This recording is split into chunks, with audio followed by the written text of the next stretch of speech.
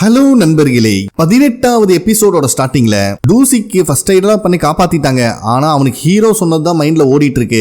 தம்பி, நீ ரீட்ரைல் அப்ளை பண்ணதுல இருந்தும் உன் மேல கொலை தாக்குதல் நடந்துட்டு இருக்குன்னு சொல்லியிருப்பான். அதை யோசிச்சு பார்த்துக்கிட்டே தான் இருக்கான். அதுக்கப்புறம் பைபிள எந்த வேலை செஞ்சாலும் எல்லாத்தையும் சந்தேகமாவே பார்த்துட்டு இருக்கான். அப்போ 2 கைதிக எதையோ கைமாத்துறாங்க. இதுல டூசிக்கு பயம் வந்துருது. கோவத்துல அவனை அடிச்சு போட்டு என்னன்னு பிடிங்க பார்த்தா சாதாரண பேப்பரா இருக்கு. அந்த டைம்ல ஹீரோவை பாக்குறதுக்காக கேங்ஸ்டர் வந்திருக்கான். என்ன தம்பி, பண்ண பாவத்துக்குலாம் பரிகாரம் தேடிட்டு இருக்கீங்களா இருக்கு அப்படின்னு நக்கலா வேற பேசிட்டு இருக்கான். அப்பதான் ஹீரோ அங்க செக்யூரிட்டி கேமரா ஆன்ல இருக்கிறத நோட் பண்ணிடுறான். அதனால ஹீரோ வந்துட்டு, ஏன்பா உன் கார் டயர் பஞ்சர் ஆயிடுச்சுல, அது யார் பஞ்சர் பண்ணாங்கன்னு விசாரிச்சு அப்படின்னு ஒரு ஹிண்ட கொடுக்குறான். ஏன்னா இதுக்கு முன்னாடி சோப்புல கத்தி வச்சு டூசிக்கு ஒருத்தன் கொலை பண்ண ட்ரை பண்ணிருப்பான் பாத்தீங்களா, அந்த பயவுள்ள கார் டயர் பஞ்சர் பண்றது மட்டும் தான் பொழப்பாவே வச்சிருந்திருக்கான். அவன் மேல சந்தேகம் இருக்கிறத இன்டைரக்டா ஹிண்டா கொடுக்குறான் ஹீரோ. ஃபர்ஸ்ட் கேங்ஸ்டருக்கு ஒண்ணுமே புரியல, என் கார் நல்லா தானே இருக்கு அப்படின்னு சொல்லும் போது இந்த விஷயத்த போலீஸ் ஆபீசர் ஒருத்தர் வாட்ச் பண்ணிட்டு இருக்கிற மாதிரி காட்டுறாங்க. பட் மறுபடியும் ஹீரோ வந்துட்டு, அந்த காரை சொல்லடா, உன்னோட இன்னொரு காரை பஞ்சர் பண்ணாமத்தே அவனை கண்டுபிடிச்சிட்டே அப்படின்னு ஹிண்ட் கொடுக்குறான். அங்கிருந்து வெளியே வந்த கேங்ஸ்டர் ஒரு வழியா ஹீரோ சொன்னதை புரிஞ்சுக்கிட்டானு இருக்கு. டூசிக்க கொலை பண்ண முயற்சி பண்ணவனுக்கும் இந்த காரை பஞ்சர் பண்றவனுக்கும் ஒரு சம்பந்தம் இருக்குன்னு புரிஞ்சுக்கிறான். கேங்ஸ்டர் வெளியே கிளம்பும் போது கரெக்டா செகண்ட் ஹீரோ உள்ள வரான். இவன் தான் யாருக்கு எனக்கு தெரிய மாட்டானே, அதனால இவன் பாட்டு கேஷுவலா உள்ள வந்து பார்த்தா ஹீரோ அங்க எக்ஸசைஸ் பண்ணிட்டு இருக்கான். அடப்பாவி, இவ்வளோ நடந்ததுக்கு அப்புறமும் இன்னுமாடா எக்ஸசைஸ் பண்ணிட்டு இருக்க அப்படின்னு புலம்பிக்கிட்டே ஹீரோ பக்கத்துல வந்து உட்கார்றான்.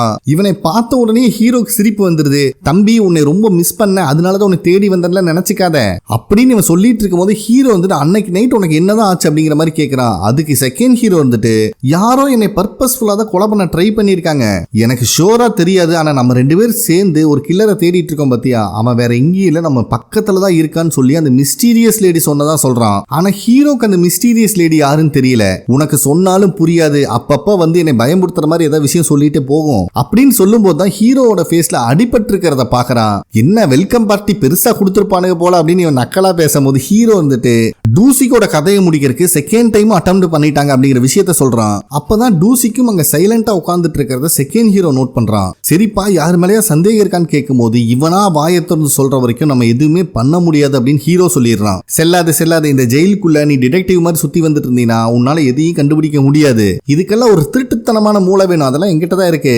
இதுக்கு பின்னாடி யார் இருக்கான், 16 வருஷத்துக்கு முன்னாடி எங்க அப்பா மேல பழி போட்டது, இப்ப கடைசியா டிடெக்டிவ் ஜோ கொன்னது, அது மட்டும் இல்லாம இந்த பழி எல்லாம் வாங்கிட்டு இப்ப டூசிக்கு வேற உள்ள வந்திருக்கான். இது எல்லாத்தையும் நான் இங்க சோலா இருந்தே கண்டுபிடிக்கிறேன்னு சொல்லிட்டு நேரா டூசிக்கு முன்னாடி வந்து நிக்கிறான். அப்ப அங்க இருக்கிற ஒரு கைதி டூசிக்காக பாயில்ட் எக் கொண்டு வந்து கொடுக்குறான். பட் அதை வாங்காம தள்ளி விட்டுறான். இவன் இதை பார்க்கும்போது செகண்ட் ஹீரோ ஒரு விஷயம் ஞாபகத்துக்கு வருது. ஆக்சுவலா முதல்ல இவங்க 2 பேரும் சேர்ந்துதான் திருடவே ஆரம்பிச்சிருக்கானுங்க.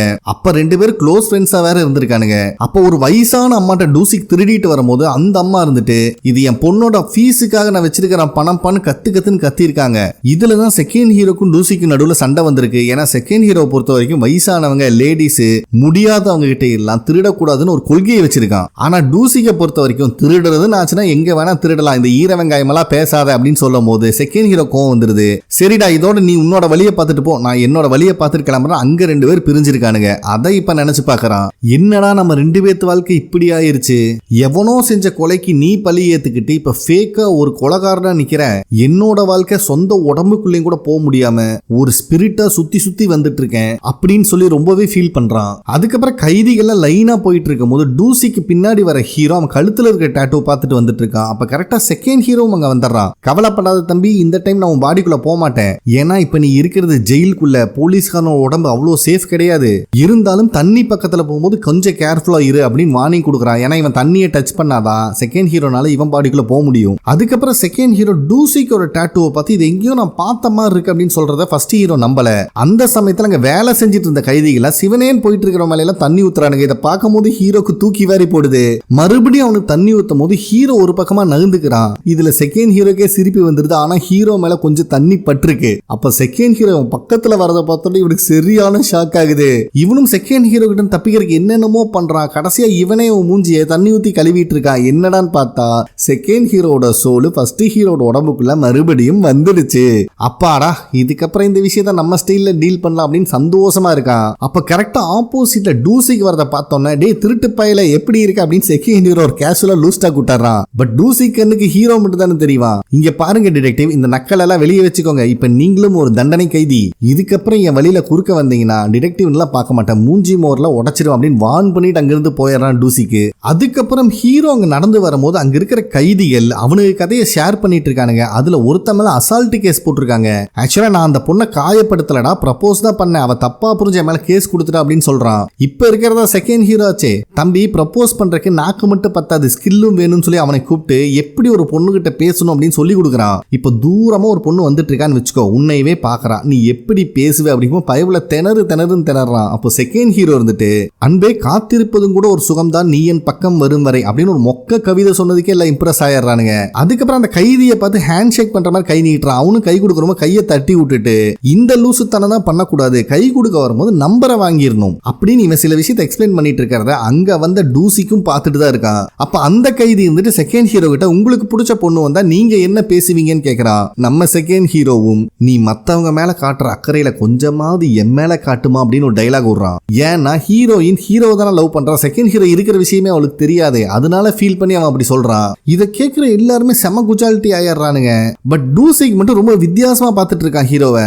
அதே நேரத்தில் இந்த கேங்ஸ்டர் யாருக்கோ கடன் கொடுத்துருப்பானாட்டு இருக்கு, காசை திருப்பி கொடுக்கலன்னு சொல்லிட்டு அவங்க ஆர்கன்ஸ் டொனேட் பண்றேன்னு அவங்க கிட்டே எழுதி சைன் வாங்கிட்டு வந்துட்டு இருக்கிறத ஹீரோயின் கையும் காலுமா பிடிச்சிடுறா. மகனே, ஒரு இன்னசென்ட் பையனை தூக்கி உள்ள போட்டிருக்க நீயே, இப்ப என்கிட்ட கையும் காலுமா மாட்டிக்கிட்ட, ஹீரோ மேல போட்டிருக்கிற சார்ஜஸ் வித்ட்ரா பண்ணலனா இப்பவே நான் போலீஸுக்கு கால் பண்ணுவேன் அப்படின்னு பிளாக்மெயில் பண்றான். நம்ம கேங்ஸ்டர் இருந்துட்டு ஏமா என்னால உண்மையை சொல்லவும் முடியல, நீயும் விட மாட்டேங்கிற, நான் இப்ப அவன் மேல போட்டிருக்கிற சார்ஜஸ் வித்ட்ரா பண்ணிட்டேன்னா அது அவனுக்கே ஆபத்தாயிருமா, சொன்னா புரிஞ்சுக்கோ, அவன் உள்ள இருக்கிறதே டூசிக் அப்படின்னு சொல்ல வந்து டபால் கட் பண்ணிடுறான். ஆனா ஹீரோயினுக்கு இது கேட்டுருது, என்ன சொல்ல வந்த ஒழுங்கா உண்மையை சொல்ல அப்படின்னு பிளாக்மெயில் பண்றா. ஆனா இதை எதையும் கண்டுக்காம கேங்ஸ்டர் அங்கிருந்து போயிடுறான். சோ ஹீரோயினும் நடந்த விஷயத்தெல்லாம் வச்சு யோசிச்சு பார்க்கும் போதுதான் டூசிக் சம்பந்தமா தான் ஹீரோ உள்ள போயிருக்கான் அப்படிங்கிறது மட்டும் இவளுக்கு புரியுது. அப்ப கரெக்டா டைரக்டர் கிட்ட இருந்து இவளுக்கு கால் வருது, இவளும் வந்து மீட் பண்ணி பேசுறான். அப்ப ஹீரோயின்றது டைரக்டர் கிட்ட ஒரு ஃபேவர் கேக்குறா. அவரு என்னமா விஷயம், என்ன ஹெல்ப் பண்ணட்டும்னு கேட்ட பாவத்துக்கு ஹீரோவோட பேரை சொல்லி அவன் மேல அசால்ட் கேஸ் போட்டாங்க. இன்வெஸ்டிகேட் பண்ணும் போது சஸ்பெக்ட் கிட்ட வயலண்டா பிஹேவ் பண்ணிட்டாராமா. பட் அந்த மாதிரி ஆள் அவர் கிடையாது, ரொம்ப சீக்கிரமாவே இந்த கேஸை விசாரிச்சு தண்டனை கொடுத்துட்டாங்க, எனக்கு இதுல சந்தேகமா இருக்கு. அது மட்டும் இல்லாம இந்த கேஸை விசாரிச்சது ப்ராசிக்யூட்டர் ஜே அப்படிங்கிற விஷயத்தையும் சொல்றா. அவருனாலையும் எந்த பதிலும் சொல்ல முடியல. சரிமா, என்னால என்ன முடியுமோ அதை நான் பண்றேன் அப்படின்னு வாக்கு கொடுத்துறாரு. அதுக்கப்புறம் ரெண்டு பேரும் உட்காந்து சாப்பிடும் போது ப்ராசிக்யூட்டர் இருந்துட்டு இது உங்க அப்பாவோட ஃபேவரட் டிஷ், இதை சாப்பிடும் போதெல்லாம் எனக்கு உங்க அப்பாவோட ஞாபகம் தான் வருது, இங்க இருக்கிற டிடெக்டிவ்ஸ்லயே அதிகமான கேஸை சால்வ் பண்ணது உங்க அப்பா தான் அப்படின்னு ஹீரோயினோட அப்பாவை ரொம்ப புகழ்ந்து பேசிட்டு இருக்காரு. அதுக்கு ஹீரோயினும் அதனாலதான் எங்க அப்பா வாழ்க்கையில முக்கால்வாசி நேரத்தை போலீஸ் ஸ்டேஷன்லயே கழிச்சாரு, எங்க அம்மாவையும் டைவர்ஸ் பண்ணாரு அப்படிங்கிற விஷயத்த சொல்றா. அப்ப டைரக்டர் இருந்துட்டு நடந்த விஷயத்துக்கு இன்னும் நீ உங்க அப்பாவை பிளேம் பண்ணிட்டு இருக்கியா, இவ்வளவு சின்ன வயசுல அவர் சாக வேண்டிய ஆளே கிடையாதுன்னு சொல்லும் போது ஹீரோயின் இருந்துட்டு சம்பவம் நடந்த அன்னைக்கு எங்க அப்பா என்னை மீட் பண்றதா இருந்துச்சு, அவர் எப்பவுமே அவர் ப்ராமிஸை பிரேக் பண்ணதே கிடையாது, அது மட்டும் இல்லாம கடைசியா டிடெக்டிவ் மாவை மீட் பண்ண எங்க அப்பாவோட பழைய பார்ட்னர், அவரும் அதே தான் சொன்னாரு, எங்க அப்பா சூசைட் பண்ணிக்க வேண்டிய தேவை கிடையாதுன்னு, அதனால எங்க அப்பாவோட கேஸை பத்தி மறுபடியும் நான் விசாரிக்கலாம்னு நினைக்கிறேன் அப்படின்னு இவ சொல்லும் போதே டைரக்டரோட ஃபேஸ் மாறிடுது. அதுக்கப்புறம் ஜெயில இருக்கிற ஹீரோ தான் காட்டுறாங்க. இப்ப பயபுலைக்கு மதிப்பு மரியாதை அதிகமாயிருச்சு, கூட இருக்கிற கைதிகளை ரொம்ப நல்லாவே ட்ரீட் பண்றானுங்க, மசாஜ் பண்ணி விடுறானுங்க, குடிக்க பால் கொடுக்குறானுங்க. அந்த சமயத்துல ஹீரோவோட பேரை சொல்லி உனக்கு விசிட்டர் வந்திருக்காங்க அப்படிங்கிற அனௌன்ஸ்மெண்ட் வருது. வந்து பார்த்தா வந்திருக்கிறது ஹீரோயின். ஹீரோயினும் நீ எப்படி இருக்க அப்படின்னு நலம் விசாரிச்சா பதிலுக்கு ஹீரோ இருந்துட்டு நீ தான் சரியா தூங்குறது இல்லையாட்டிருக்கு, கண்ணை சுத்தி கருவலை வந்திருக்கு, ஒழுங்கா உன்னோட ஹெல்த்தை பார்த்துக்கோ, ஜெயிலெல்லாம் முதல் மாதிரி கிடையாது, இப்பெல்லாம் ஹோட்டல் மாதிரி ஆயிருச்சு அப்படின்னு சொல்றான். ஹீரோயினுக்கே ஷாக் ஆயிருது, முதல் மாதிரி கிடையாதா, நீ எப்ப இதுக்கு முன்னாடி வந்தேன்னு கேட்கும் போது தான் உள்ள இருக்கிற செகண்ட் ஹீரோ கொஞ்சம் சுதாரிச்சுக்கிறான். அதுக்கப்புறம் ஹீரோயின் இருந்துட்டு நீ எதுக்காக உள்ள வந்திருக்கேன்னு எனக்கு தெரியும்னு சொல்லும் போது சிசிடிவி கேமரா வழியில இது பார்த்துட்டு இருக்கிற அந்த ஆபீசர் ரொம்ப ஆர்வமாயிடுறான். பட் செகண்ட் ஹீரோ எதுவுமே பேச விட மாட்டேங்கிறான். நீ சம்பந்தப்படாத இதுலயும் லாஸ்ட் டைம் பார்க்க பிடிக்க போகும்போது உன்னோட லைஃப் ரொம்ப டேஞ்சர்ல போயிருச்சு, இதுக்கப்புறம் உன் லைஃப் டேஞ்சர்ல போறதை நான் விரும்பல அப்படின்னு சொன்னோன்னே ஹீரோயின் இம்ப்ரெஸ் ஆயிடுறா. சரிப்பா நீ சொன்ன மாதிரி அமைதியா இருக்கேன், பட் வெளியே வந்ததுக்கு அப்புறம் நீ எனக்காக ஒரு கேஸை விசாரிக்கணும் அப்படின்னு ஹீரோயின் சொல்றா. நம்ம பையனை ஹார்டின்லாம் போட்டு காட்டி வாக்கு கொடுத்துட்டு இருக்காரு. அதுக்கப்புறம் ஹீரோவோட டீமை சேர்ந்தவங்க கேப்டன் உட்பட எல்லாருமே கேங்ஸ்டரை வலுக்கட்டாயமா கூட்டு வந்து அங்க உட்கார வச்சிருக்காங்க. அப்போ அந்த கேங்ஸ்டர் இருந்துட்டு நீ சொன்ன மாதிரியே பஞ்சர்காரன் ட்ரேஸ் பண்ணி பார்த்தேன், அவனோட ஹிஸ்டரி எல்லாம் ரொம்ப கிளீனா இருக்கு, என்னால எதுவும் பண்ண முடியாதுப்பா அப்படின்னு சொல்லிடுறான். சரி அப்படின்னா நீ எனக்கு பண்ண வேண்டிய முக்கியமான விஷயம் ஒண்ணு இருக்குன்னு ஹீரோ ரெக்வஸ்ட் பண்றான். அதே டைம்ல ஹீரோயின் ஒரு டாட்டூ ஷாப்ல டூசிக்கோட போட்டோவை காட்டி விங்ஸ் மாதிரி டாட்டூ அவன் இங்கதான் போட்டான் கேள்விப்பட்டான் அப்படின்னு விசாரிச்சுட்டு இருக்கிறத யாரோ ஒளிஞ்சிருந்து பார்த்துட்டு இருக்கிற மாதிரி காட்டுறாங்க. அப்ப அந்த டாட்டூ கடைக்காரனும் எனக்கு நல்ல ஞாபகம் இருக்கு, நவம்பர் 10ஆம் தேதி தான் அந்த டாட்டூ போட்டான், ஏன்னா அந்த அன்னைக்கு என் பர்த்டே அப்படின்னு சொல்றான். இத்தனை நேரமா ஒளிஞ்சிட்டு இருந்தவனை இப்பதான் நம்மளுக்கு காட்டுறாங்க, வேற யாரும் இல்ல கேங்ஸ்டர் தான். சோ நவம்பர் 10ஆம் தேதி தான் அவன் டாட்டூ போட்டான் அப்படிங்கிற விஷயம் இப்ப கேங்ஸ்டருக்கும் தெரிஞ்சிருச்சு. இதுக்கு முன்னாடி ஹீரோ எனக்காக நீ இன்னொரு விஷயம் பண்ணணும்னு ரெக்வஸ்ட் பண்ணிருப்பான் பாத்தீங்களா, அது வேற ஒண்ணும் இல்ல, ஹீரோயினை க்ளோஸா வாட்ச் பண்ண சொல்லியிருக்கான் கேங்ஸ்டர் கிட்ட. அதுக்காக தான் பயபுல மாறு வேஷத்துல கஷ்டப்பட்டு இருக்கு. அதே டைம்ல டூசிக்கு அவனுக்கு முன்னாடி இருக்கிற கேலண்டர்ல 25ஆம் தேதியை மார்க் பண்ணி வச்சிருக்கிறத பாக்குறான். ஹீரோ வந்துட்டு என்னப்பா கிறிஸ்மஸ் உனக்கு அவ்வளவு இம்பார்ட்டன்ட் கேட்கும்போது பயபுல ரொம்பவே கோவப்பட்டு இருக்கான். ஆனா இப்ப இருக்கிற செகண்ட் ஹீரோ தானே, இதெல்லாம் சீரியஸா எடுத்துக்கல. அவன் பாட்டுக்கு மத்த கைதி கூட உட்காந்து கேம் விளையாட ஆரம்பிச்சிடறான். அதுக்கப்புறம் ஒரு போலீஸ் ஆபீசர் எனக்கு இன்னைக்கு வெட்டிங் ஆனிவர்சரி, நான் சீக்கிரம் வீட்டுக்கு போறேன்னு இன்னொரு போலீஸ் ஆபீசர் கிட்ட சொல்லிட்டு கிளம்புறத ஹீரோ கேட்டுறான். அதனால ஹீரோவும் அந்த போலீஸ் ஆபீசர் கிட்ட போய் உங்களுக்காக நான் ஒரு சர்ப்ரைஸ் பண்றேன், பதிலுக்கு நீங்க எனக்காக ஒண்ணு பண்ணணும்னு சொல்றான். என்னன்னு பார்த்தா இவனுக்குனே அந்த 3 பேர் கொண்ட முட்டாள் கேங் இருக்கே அவங்களை அனுப்பி வெட்டிங் டேக்காக கேக்கோட சர்ப்ரைஸ் பண்ணியிருக்கான். பதிலுக்கு ஹீரோ கேட்ட மாதிரி அந்த போலீஸ் ஆபீசரும் சில பாயில்டு எக் எல்லாம் கொடுத்து விட்டுருக்காரு. அதை எல்லா கைதிகளும் ஷேர் பண்ணலான்னு பார்க்கும்போது ஹீரோ மொத்தமா கலெக்ட் பண்ண ஆரம்பிக்கிறான். கடுப்புல இந்த டூசிக்கு பாயில்டு எக் தூக்கி அடிச்சிடறான் செவுத்துலயே. இதுல ஹீரோ கோவம் ஆயிருது. இதோட நிறுத்தாம கோவத்துல இருந்தவன் ஹீரோ கையில இருந்த எல்லா பாயில்டு எக்கையும் தூக்கி வீசிடுறான். இதுல கடுப்பானவனுங்க மாத்தி மாத்தி சண்டை போட்டுக்க ஆரம்பிச்சிடறானுங்க. பாவம் பாயில்டு எக் எல்லாம் நஞ்சு நாசமா போயிருச்சு. ஏதோ மிச்ச சொச்ச இருந்ததெல்லாம் எடுத்து ஒரு டேபிள் அலைன் பண்ணிட்டு இருக்கான் ஹீரோ. அலைன் பண்ணி வச்சுட்டு டூசிக்க பார்த்து இன்னைக்கு உன் சிஸ்டரோட டெத் ஆனிவர்சரி தானே, ஒழுங்கா வந்து மரியாதை செலுத்துன்னு சொல்றான். இதை கேட்கிற டூசிக்கு செம்ம ஷாக் ஆகுது. இப்பதான் பாஸ்ட்ல என்ன நடந்துச்சுன்னு காட்டுறாங்க. இவனுக்கு 2 பேருமே பிக் பாயிண்ட் அடிச்சுட்டு வந்ததுக்கு அப்புறம் டூசிக்கு இருந்துட்டு அவனோட சிஸ்டருக்கு பாயில்டு எக்னா ரொம்பவே பிடிக்க மாட்டிருக்கு. அதை திருடிட்டு வரும்போது ஒரு கார் ஆக்சிடென்ட்ல தான் அவ இறந்து போயிட்டா. நாளைக்கு எனக்கு ஏதாவது ஆச்சுன்னா அவளுக்காக டெத் ஆனிவர்சரி நீ தான் செலிப்ரேட் பண்ணணும்னு அவன் சொல்லியிருப்பான். அதனால ஹீரோவும் டூசிக்கும் அவன் சிஸ்டருக்கு மரியாதை செலுத்துறாங்க. அதுக்கப்புறம் அவன் சிஸ்டருக்கு படையல் வச்சிருந்த பாயில்டு எக் ஹீரோ தான் டூசிக்கு ஊட்டி விடுறான். ஆனா அவன் சாப்பிடாம துப்பிடுறான். இதுல ஹீரோக்கு செம கோவம் வந்துருது. ஏன்டா உன் சிஸ்டர் தான் பாயில்டு எக்னா ரொம்ப பிடிக்குமே, தின்னு தொலைடா, இது அவளுக்கு படையல் வச்சதுடான்னு சொன்னோன்னா பையன் எமோஷன்ல அழுக ஆரம்பிச்சிடறான். ஹீரோவும் அவனோட பங்குக்கு ஒரு பாயில்டு எக் எடுத்து வாயில போடுறான். 2 பேத்துக்குமே தொண்டையில அடைச்சிக்குது. 2 பேருமே ஒருத்தன் காப்பாத்துறங்கிற பேர்ல மாத்தி மாத்தி முதுகுல குத்திட்டு இருக்கானுங்க.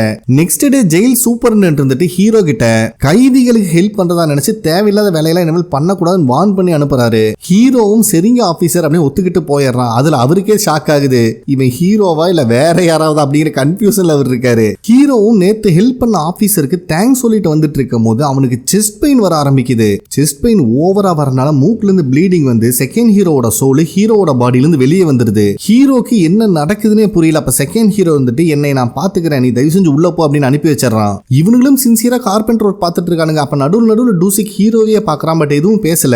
ஒரு கட்டத்துல ஹீரோவோட கையில துண்டு சீட்டை கொடுத்துட்டு போயிடுறான். அதை ஓபன் பண்ணி பார்த்தா எங்கிட்ட இருந்து சில விஷயம் நீ தெரிஞ்சுக்கணும்னு ஆசைப்படுற அப்படிதானு கேட்டிருக்கு. இப்பதான் நடந்த விஷயத்தை காட்டுறாங்க.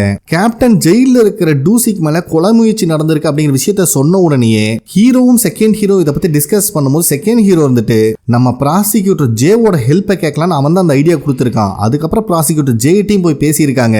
ஆக்சுவலா கேங்ஸ்டர் அடிச்சு வயலன்ட் பண்ணாதான் அவன் மேல கேஸ் போட்டு உள்ள தள்ள போறாங்க. பட் ஃபியூச்சர்ல ஹீரோவை இன்னசென்ட் ப்ரூவ் பண்றதுக்காக கேங்ஸ்டர் தன்னைத்தானே அடிக்கிற மாதிரி ஒரு ஃபுட்டேஜ் எடுத்தும் வச்சிருக்கானுங்க. இந்த பிளானை எல்லாம் ப்ராசிக்யூட்டர் ஜே கிட்ட சொல்லிட்டு நான் கண்டிப்பா டூசிக்க பேச வச்சிருவேன், அதுக்கப்புறம் என்னை வெளியே கொண்டு வாங்கன்னு சொல்லிட்டு தான் இத்தனை விஷயம் பண்ணிருக்கான் ஹீரோ. சோ ஹீரோவும் யாரும் இல்லாத சமயமா பார்த்து இவனுக்கு கார்பென்ட்ரி ஒர்க் பண்ற அந்த ஒர்க் ஷாப்புக்கு வந்திருக்கான். ஆக்சுவலா டூசிக்கு தான் அந்த ஒர்க் ஷாப்புக்கு போ, உனக்கு என்ன தேவையோ அது கிடைக்கும்னு சொல்லியிருக்கான். அப்ப பின்னாடி யாரோ வர மாதிரி சத்தம் கேட்குது. இவன் டூசிக்கோட பேரை சொன்னா யாரையுமே காணும். அப்ப திடீர்னு ஹீரோவோட செல்லில் இருக்கிற ஸ்னேக் ஹெட் அப்படிங்கிற கைதி ஹீரோவை அட்டாக் பண்ண வரான். இந்த இடத்துல இந்த எபிசோட் கம்ப்ளீட் ஆகுது. ஓகே ஃப்ரெண்ட்ஸ், கண்டிப்பா உங்களுக்கு பிடிச்சிருக்கும் நம்புறேன். நெக்ஸ்ட் எபிசோட்ல மீட் பண்ணலாம். நன்றி.